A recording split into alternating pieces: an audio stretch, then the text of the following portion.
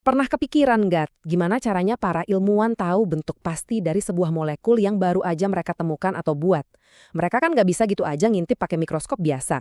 Nah, dalam paparan kali ini kita bakal bongkar rahasia para detektif kimia ini buat mecahin misteri molekuler. Nah, ini dia pertanyaan kuncinya. Pertanyaan inilah yang jadi pendorong inovasi, mulai dari bikin obat yang bisa nyelamatin nyawa, sampai menganalisis barang bukti di tempat kejadian perkara. Percaya deh, semua penyelidikan molekuler itu pasti berawal dari sini. Dan ini tuh bukan sekedar teka-teki iseng di laboratorium ya. Jawabannya punya dampak yang benar-benar nyata. Coba bayangin, di dunia forensik, ini bisa bantu ngungkap racun. Di industri farmasi, ini mastiin obat yang kita minum itu beneran ampuh dan aman. Mulai dari melacak polusi lingkungan sampai nyari sumber energi baru, kemampuan buat melihat molekul itu krusial banget. Oke, mari kita mulai petualangannya. Anggap aja kita ini detektif molekuler. Di depan kita ada zat misterius dan tugas kita adalah mengungkap siapa dia sebenarnya, gimana bentuknya. Setiap teknik yang bakal kita bahas, ini adalah alat forensik kita yang masing-masing akan ngasih petunjuk penting untuk memecahkan kasus ini. Dulu para ilmuwan tuh ngandelin metode kayak difraksi sinar X, tapi metode ini tuh lambat, ribet, dan seringnya butuh sampel dalam bentuk kristal yang super murni. Sekarang coba bandingkan dengan spektroskopi modern. Jauh lebih cepat, serbaguna, dan bisa menganalisis hampir semua jenis sampel, bahkan yang kecampur sekalipun. Gak heran kan kalau ini jadi senjata andalan para detektif molekuler zaman sekarang. Setiap investigasi kan selalu dimulai dengan identifikasi tersangka. Nah, di dunia kita ini, itu artinya kita harus tahu dulu ada atom apa aja sih di dalam molekul kita dan berapa jumlahnya. Kita butuh semacam KTP-nya si molekul. Dan alat pertama kita ini bakal ngasih kita info itu. Alat ini namanya spektrometri massa atau kita sebut aja MS. Anggap aja nih timbangan super canggih yang khusus buat nimbang molekul. MS bisa nimbang molekul dengan presisi yang luar biasa. Dan dari situlah kita bisa tahu rumus molekulnya.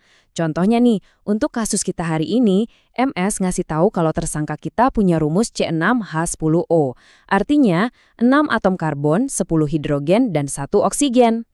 Begitu rumusnya ada di tangan, kita udah bisa mulai beraksi bahkan sebelum pakai alat lain. Kita bisa hitung yang namanya derajat ketidakjenuhan. Gampangnya gini deh, angka ini tuh kayak bocoran awal. Ngasih tahu kita ada berapa banyak cincin atau ikatan rangkap yang ngumpet di dalam strukturnya. Ini petunjuk awal yang kuat banget. Nah, ini dia poin pentingnya. Dari rumus C6H10O tadi, kita hitung-hitung dan dapat angka derajat ketidakjenuhannya itu 2. Artinya apa? Artinya, molekul kita ini punya kombinasi dari 2 hal. Bisa jadi 2 cincin, atau 2 ikatan rangkap, atau 1 cincin dan 1 ikatan rangkap. Area pencarian kita langsung jadi lebih sempit kan?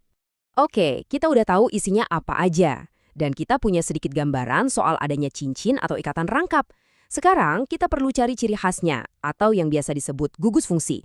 Anggap aja ini kayak kita lagi nyari tahu apakah tersangka kita punya tato atau bekas luka yang unik. Untuk tugas ini, kita panggil 2 spesialis. Yang pertama, spektroskopi inframerah atau IR. Dia ini jago banget buat nemuin tato spesifik, kayak ikatan rangkap antara karbon dan oksigen. Spektrum IR ini unik banget, ibaratnya sidik jari molekuler. Spesialis kedua itu spektroskopi UV-Vis. Dia ahli nyari pola-pola khusus, kayak ikatan rangkap yang berjejeran. Kalau mereka kerja bareng, gambaran kita jadi makin detail. Balik lagi ke kasus kita, si C6H10O. Spesialis IR kita langsung gerak cepat, periksa sampelnya, dan bingo!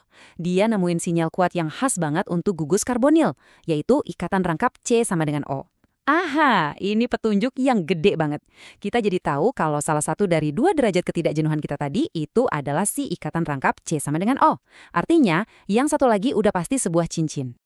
Kita udah punya rumus molekul, kita tahu ada cincin, dan kita tahu ada gugus karbonil. Nah, sekarang waktunya kita panggil senjata pamungkas kita. Alat yang bakal ngasih kita cetak biru arsitektur lengkap dari molekul ini.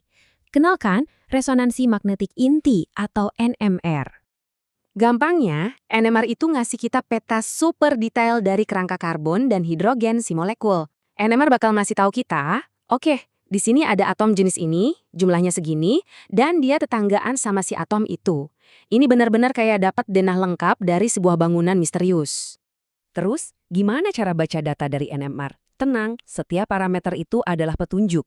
Pergeseran kimia itu ngasih tahu lingkungan tiap atom. Integrasi ngitung ada berapa atom di lingkungan itu. Dan coupling ngasih tahu atom mana aja yang saling terhubung.